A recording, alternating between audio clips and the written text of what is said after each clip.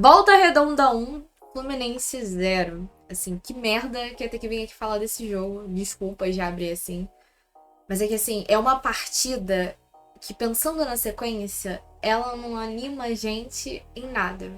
Mas, como faz parte do nosso vídeo de análise, vem comigo. Normalmente eu já entro pedindo like com medo de esquecer de fazer isso ao longo da partida. Hoje eu já tenho que fazer isso agora, porque se eu for buscar algum momento bom pra falar assim, pô, se tu gostou disso, deixa o teu like, eu sei que eu não vou conseguir.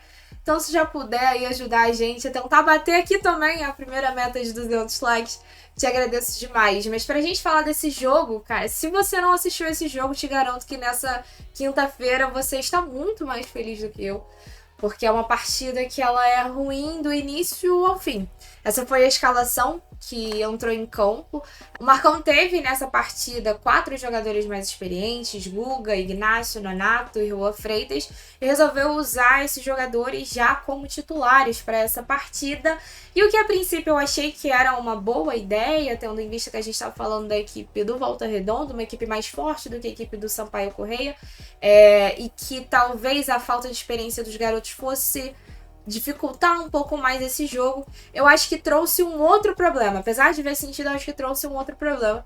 Porque eu acho que ajudou a desorganizar esse time. Não que o time tivesse feito uma partida brilhante na primeira rodada, mas foi uma partida bem mais organizada.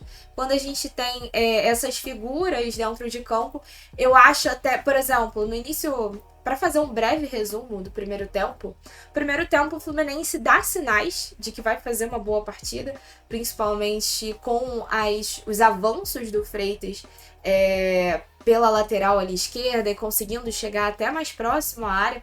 O primeiro lance do Fluminense, o primeiro bom lance do Fluminense parte, inclusive, de uma finalização dele, que acaba indo para fora, mas são só sinais mesmo, porque o Fluminense não consegue manter esses avanços pro ataque. É até um jogo que você vê desde o início uma imposição física maior do que foi o primeiro jogo, até por parte do próprio Volta Redonda também, mas ao mesmo tempo o Fluminense não consegue seguir sendo com boas chances de fato no ataque. Eu sempre gosto até de rever os melhores momentos antes de gravar esse jogo para ver se não tem alguma chance que a gente, putz, isso aconteceu muito no início do jogo e acabei esquecendo, e na verdade não. Realmente a gente fica só nisso. Depois o Volta Redonda consegue controlar, ter mais posse de bola ao longo do jogo. Não faz nada de efetivo também. Era uma partida ruim tanto pro nosso lado quanto pro lado deles. Só que chega no final do primeiro tempo, a gente tem um lance, umas 2 chances de gol claríssimas. Uma, inclusive, na hora que eu tava assistindo, achei que pudesse ter entrado. Foi até um chute do João Neto, mas que o goleiro espalma. Depois a bola volta, alguém consegue fazer um toque pro Paulo Baia, que ao invés de cruzar, tem a brilhante ideia de chutar pro goleiro, né, basicamente.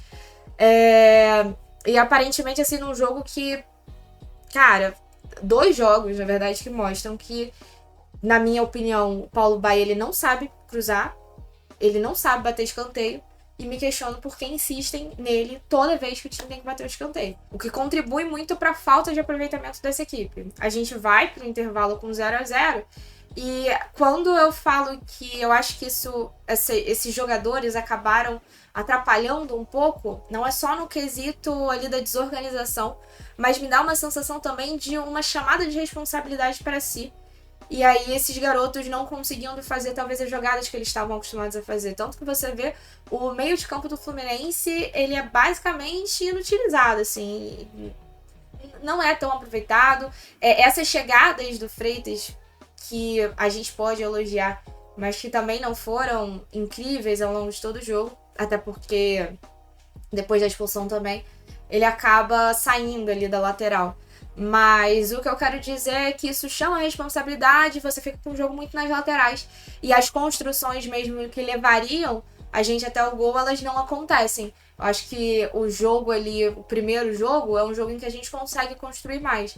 Esse jogo talvez tenha mais uma questão de quem tá chamando a responsabilidade, tentar individualizar um pouco mais a partida e prejudicar, de fato, o coletivo, né? Mas pra gente poder falar do segundo tempo, não sei pra vocês, mas aquele lancezinho final do primeiro, onde a gente quase saiu o nosso gol, isso me faz acreditar que o segundo tempo seria melhor, doce ilusão.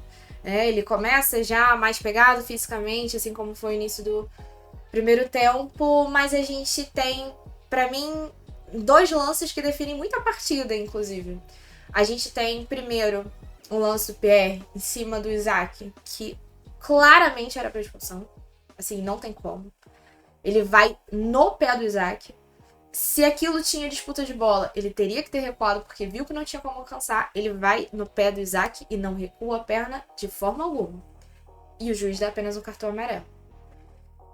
E aí o outro lance que acaba definindo o jogo é que o Manuel, que já tinha um cartão amarelo no primeiro tempo, acaba que naquelas provocações, quando o Fluminense vai bater a falta, o Manuel leva um empurrão. Ele dá um outro empurrão que, pra mim, assim, não tem força suficiente para aquilo. Claramente, o jogador do Volta Redonda simula, se joga no chão. Enfim, parece que tá fingindo até que tá sem ar. E aí, o juiz levanta o segundo amarelo e expulsa Manuel num lance que claramente não era nem para cartão amarelo.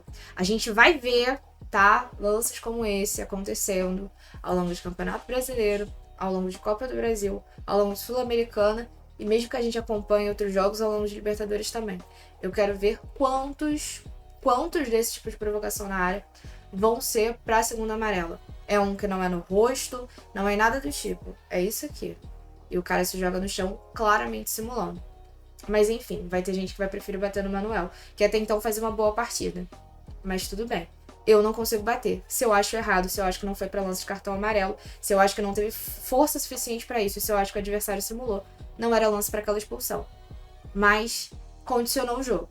E a partir daí, o jogo simplesmente se desorganiza. O Marcão, numa tacada só, ele coloca o Wallace Davi, Rafael Monteiro e o zagueiro Davi no lugar de Guga, Ignácio e João Neto, claramente recuando o time, e com isso a gente acaba também perdendo o Freitas como válvula de escape, porque ele é deslocado para a zaga.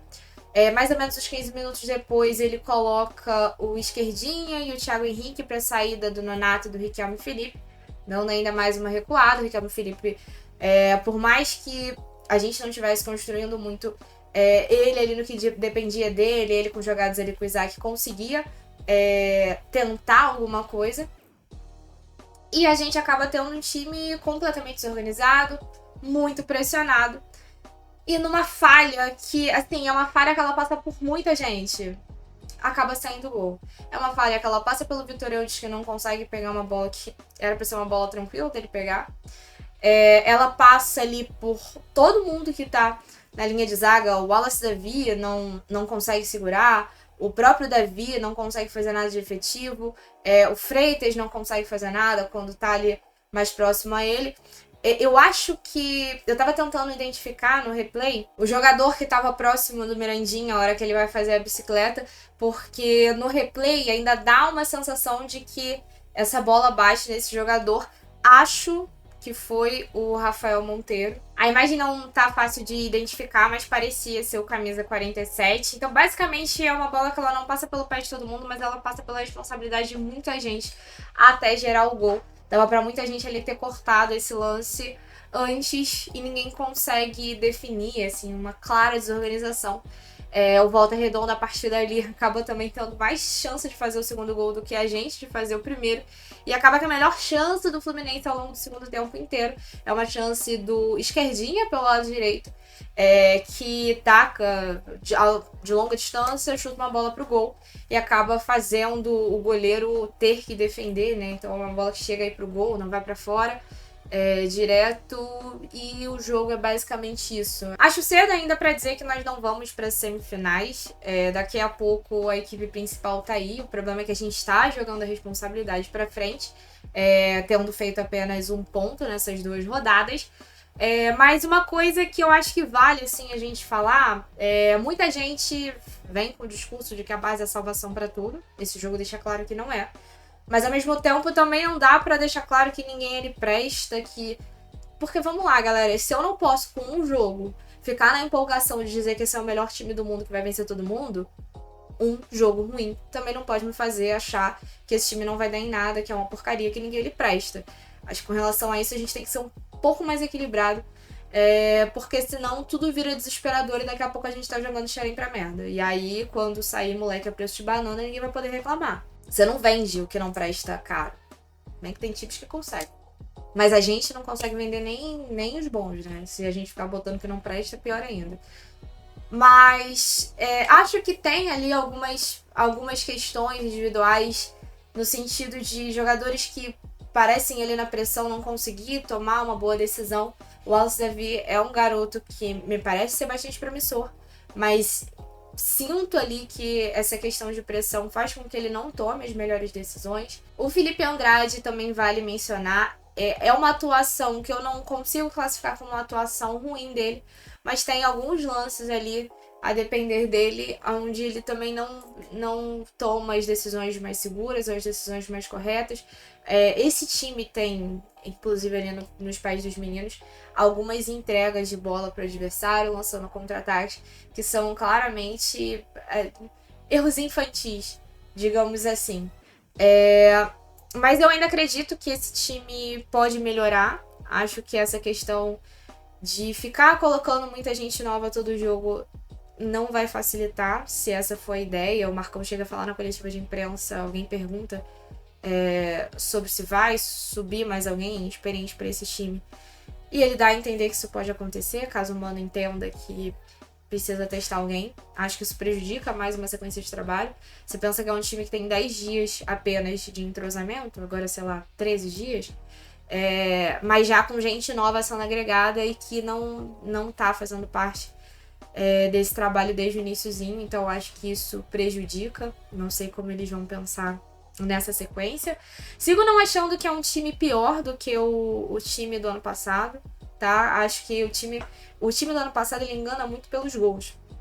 Mas, assim, as atuações não eram boas. A gente só tinha um Lelê dentro de campo, que fez gol pra caramba ao longo do Carioca, e João Neto e Isaac conseguiram fazer gols nessas primeiras rodadas também, o que facilitaram a sequência. Mas eu não acho que o coletivo do ano passado era melhor do que esse.